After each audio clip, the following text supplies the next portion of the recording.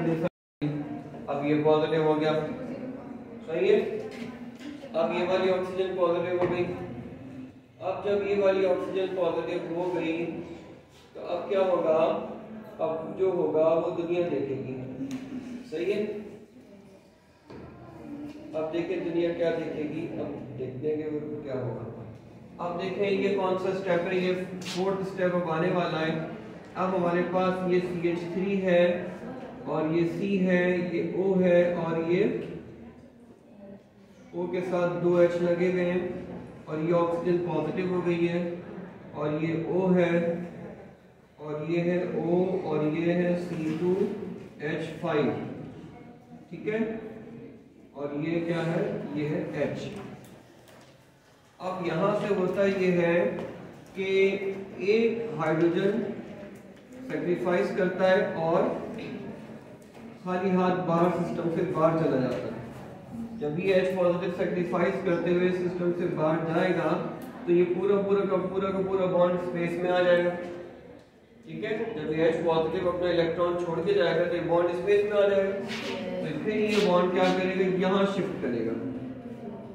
जिस लम्हे ये बॉन्ड यहाँ शिफ्ट करेगा तो कार्बन के बॉन्ड हो जाएंगे 5। जब कार्बन के बॉन्ड 5 हो जाएंगे तो फिर ये वाला बॉन्ड टूटेगा और जब ये वाला बॉन्ड टूटेगा तो फिर ये वाला इलेक्ट्रॉन मिलेगा ऑक्सीजन को और ऑक्सीजन क्या हो जाएगी, न्यूट्रल। तो वाटर न्यूट्रल बन के निकला और H पॉजिटिव ने सेक्रीफाइस किया, वो खाली हाथ निकला, सही है। अब पीछे क्या बचा, अब पीछे जो है वो CH3 ऐसे का ऐसा और ये C वैसे का वैसा और ये O C2H5 जैसा था वैसा ही है। और अब यहाँ से ऑक्सीजन के साथ क्या बन गया, डबल बॉन्ड, सही है। ये बन गया CH3C double bond O O C2H5। और इसको हम अगर सादे तरीके से सिंपल पे लिखना चाहें CH3C double bond O O C2H5, ये हमारे पास क्या बन गया, इथाइल एसिड, ठीक है। तो आप देखेंगे ये इसने कितनी कलाबाजी खाई है H पॉजिटिव ने। पहले स्टेप में ये आया और आखिरी स्टेप में फिर आकर अपना समूह लेके चलता बना, ठीक है। ये मैकेनिज्म बड़ा अजीब सा है। मैकेनिज्म मुझे अपनी स्टूडेंट लाइफ में 2-3 दफा दर्ज किया है, इसमें अगर आपने पहला अटैक कार्बोनाइल ऑक्सीजन पर नहीं दिखाया और आपने पहला अटैक इसका OH वाली ऑक्सीजन पर दिखाया फिर ये फंस जाएगा, फिर बनेगी। ये पहला स्टेप आपने कार्बोनाइल ऑक्सीजन पर ही दिखाना है।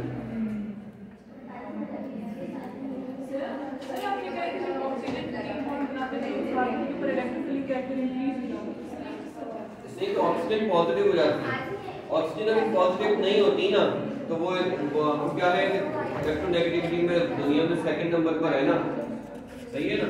तो वैसे ही ऑक्सीजन क्या कर रही होती है, कार्बन को पॉजिटिव बना रही है।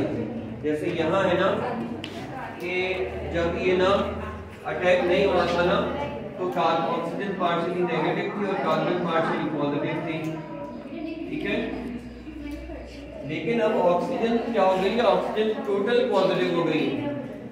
जो पॉजिटिव होता है उसको तो इलेक्ट्रॉन की और भी ज्यादा जरूरत होती है, तो इसकी तो नेचर में ही इलेक्ट्रॉन पुल करना। अब तो ये और भी ज्यादा तो बुरा मतलब ये और भी ज्यादा इलेक्ट्रॉन पुल करेगी। तो अब इस इलेक्ट्रॉन पुल करने की वजह से अब ये कार्बन हाईली पार्शियली पॉजिटिव, वो अपनी तरफ से कोशिश करते हैं ऑक्सीजन को इलेक्ट्रॉन मिले, नहीं वो छीन रहा है ऑक्सीजन, मतलब कार्बन देने की कोशिश, कार्बन देने की कोशिश नहीं कर रही, कार्बन से छीने जा रहे इलेक्ट्रॉन। कार्बन देने के लिए कार्बन से छीने जा रहे, हाँ।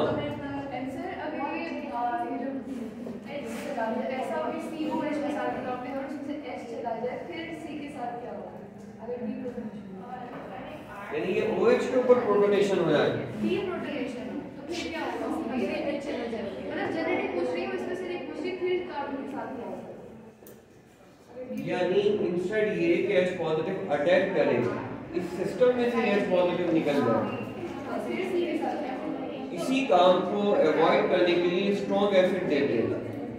इसलिए कि ये जो एसिड होता है ना सल्फ्यूरिक एसिड, ये स्ट्रॉन्गर एसिड है as compared to acetic acid, इसलिए यहाँ पे एसिटिक एसिड के पास ये चांस नहीं कि वो खुद इलेक्ट्रॉन दे सके। स्ट्रॉन्गर एसिड की प्रेजेंस में इसको प्रोटॉन एक्सेप्ट करना पड़ जाता है, ठीक है। वही लेकिन ताकत की वही चलती है ना, ताकत की जबान एक यूनिवर्सल लैंग्वेज है। ऑक्सीजन की है, फ्लोरीन की तो 4 है, ऑक्सीजन की 3.5 है। सर को रेंज से भी ज्यादा है। हां ना हाईएस्ट फ्लोरीन की 4 है, इसकी 3.5 है, और नाइट्रोजन रेंज की 3 होती है, क्लोरीन की 3 होती है, नाइट्रोजन की भी 3 होती है। सर आप कह सकते हैं पहले स्टेप में भी ऑक्सीजन आयन बना, सेकंड स्टेप में भी ये बिल्कुल बिल्कुल ये ऑक्सीजन आयन ही बना रहा है। फिर उसके बाद सेकंड स्टेप में फिर एक और ऑक्सीजन, फिर थर्ड स्टेप में एक और ऑक्सीजन, ये H पॉजिटिव है। सर ये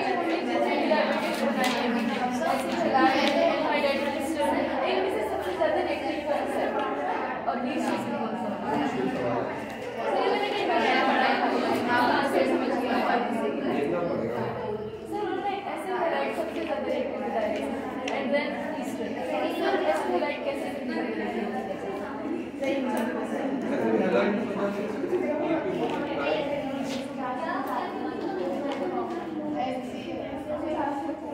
तो ये पार्शियली नेगेटिव, ये पार्शियली नेगेटिव, ये वाइट पार्शियली पॉजिटिव,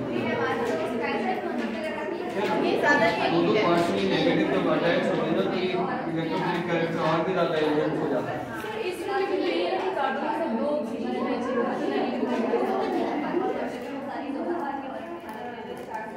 सर ये भी तो कैसे होना चाहिए कि ज्यादा होना चाहिए दो ऑक्सीजन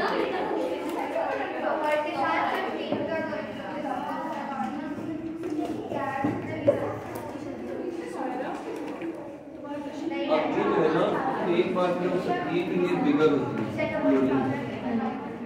ये बिगर होती है, बिगर होने पर कोई बहुत आसानी से देख सकता है। बिगर साइज में से ये छोटी है, बहुत ब्रेक हो जाएगा लेकिन इतनी आसानी से नहीं होती।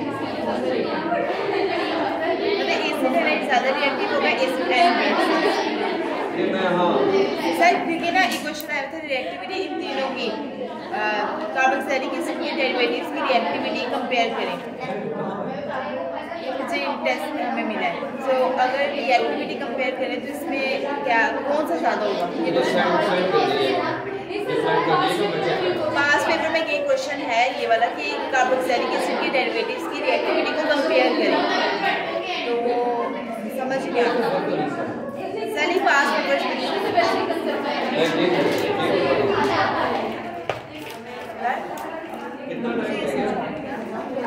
क्या पूछना इसको स्टॉप कर दें।